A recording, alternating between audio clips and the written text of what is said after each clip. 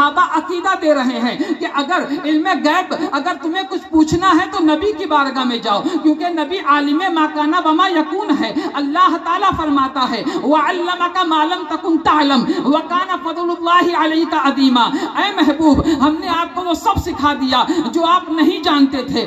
معلوم کیا ہوا؟ صحابہ عرض کرتے ہیں یا رسول اللہ علیہ الصلوۃ والتسلیم متی الساعۃ، قیامت کب آئے گی؟ اللہ کے رسول فرماتے ہیں یہ بتاؤ، قیامت کی بات کرتے ہو، قیامت کے بارے میں پوچھتے ہو، تم نے تیاری کیا کی ہے؟ قیامت کے بارے میں تم نے تیاری کیا کی ہے؟ وہ صحابی ہیں، سب کچھ ہے، لیکن عرض کرتے ہیں یا رسول اللہ علیہ الصلوۃ والتسلیم میں نماز و روزے پہ گھمنڈ نہیں کرتا، میں تو یہ جانتا ہوں کہ میں اللہ اس کے رسول سے محبت کرتا ہوں، یہی تیاری ہے۔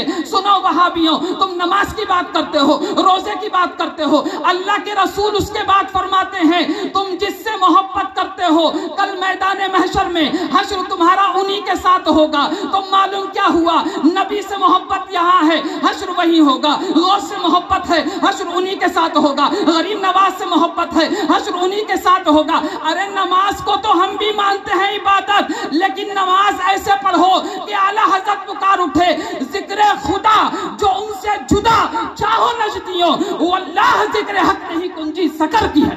مسلک اعلیٰ حضرت، مسلک اعلیٰ حضرت، مسلک امام اہل سنت، نعرہ تکبیر، نعرہ رسالت، سبحان اللہ۔ وہ عبادت مانتے ہیں، نماز پڑھتے ہیں، لیکن اس طرح نہیں پڑھتے کہ نماز کا اندر نبی کا خیال آ جائے تو نماز ٹوٹ جائے، باطل ہو جائے معاذ اللہ۔ سوچئے، فی الحال میں آپ کو یہ بتانا چاہ رہا ہوں کہ نبی کے ذکر کی بات ہو رہی ہے۔ اللہ فرماتا ہے وَرَفَعْنَا لَكَ ذِكْرَكَ، اے محبوب ہم نے آپ کے لیے آپ کے ذکر کو بلند کر دیا۔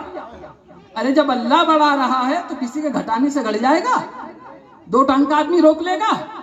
نہیں روک سکتا، نہیں روک سکتا۔ اچھا آگے بڑھیے۔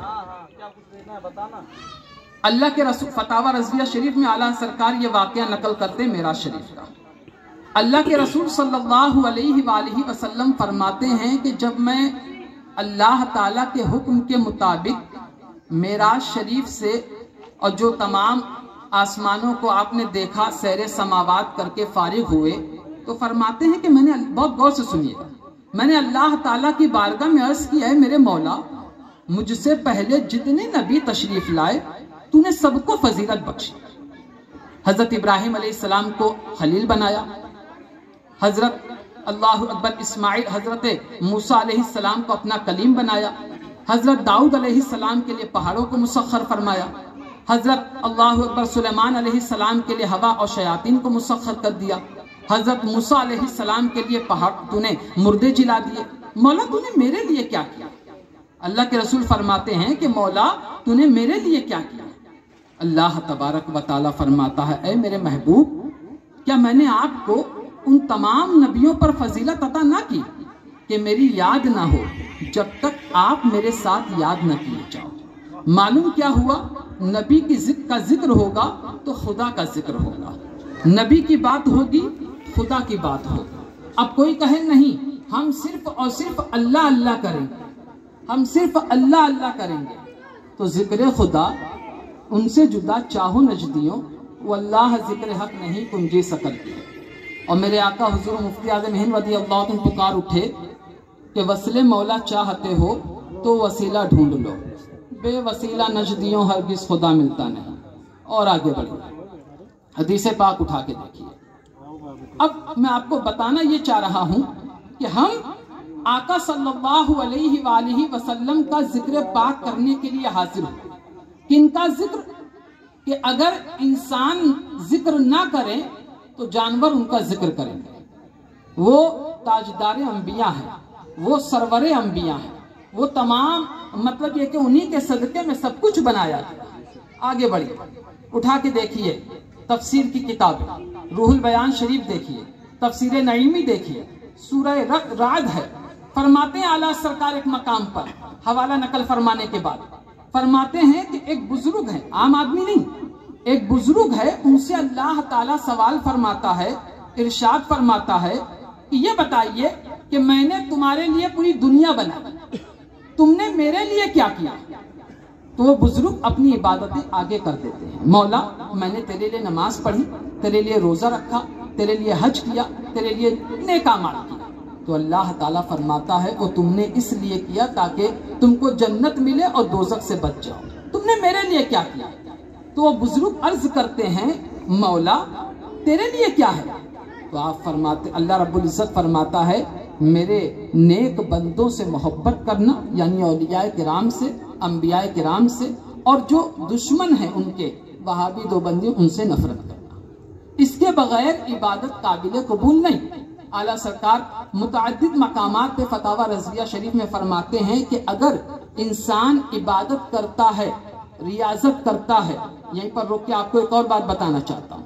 جیسا کہ میں نے آپ سے کہا کہ نماز بے شک افضل العبادات ہے، ہم پر فرض ہے.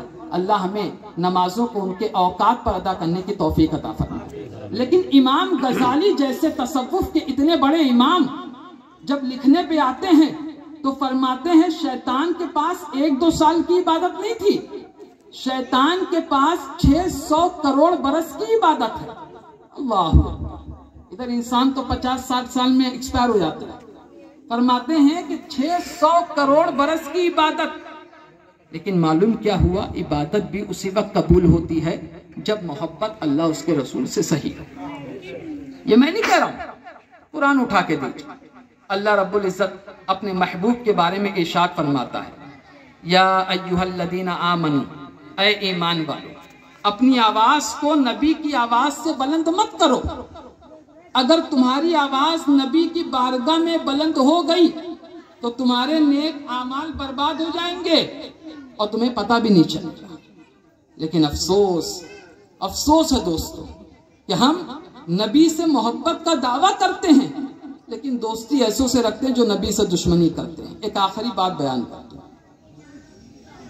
اعلیٰ سرکار یہ واقعہ نقل کرتے ہیں کتاب الملفوظ شریف کے اندر. فرماتے ہیں کہ ایک بنی اسرائیل میں، علماء جانتے ہیں کہ بنی اسرائیل اس میں ایک شخص تھا، اس نے 1-2 سال نہیں 200 سال تک گناہ کیے، صرف گناہ کیے 200 سال تک. سوچئے نافرمانی پہ نافرمانی. لیکن جب اس کا انتقال ہوا تو اس کو جنت کی خوشخبری دی گئی. حیران ہے کیا معاملہ ہے کہ زمانہ دیکھ رہا ہے کہ 200 سال تک زندہ تھا اس نے لیکن صرف اور صرف نافرمانیاں کی.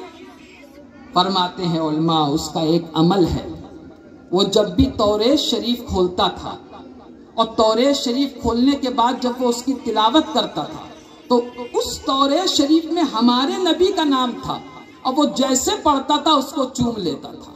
مولا تعالیٰ نے اس کی مغفرت فرما دی. تو سوچئے وہ دوسرے نبی کا امتی کتاب اپنے نبی کی پڑھ رہا ہے اور ہم تو آقا کے امتی ہیں، ہم تو قرآن والے ہیں، ہم تو مصطفیٰ جان رحمت والے ہیں، ہم تو نبی کی میلاد مناتے ہیں، ہم تو غوث کا لنگر کرتے ہیں.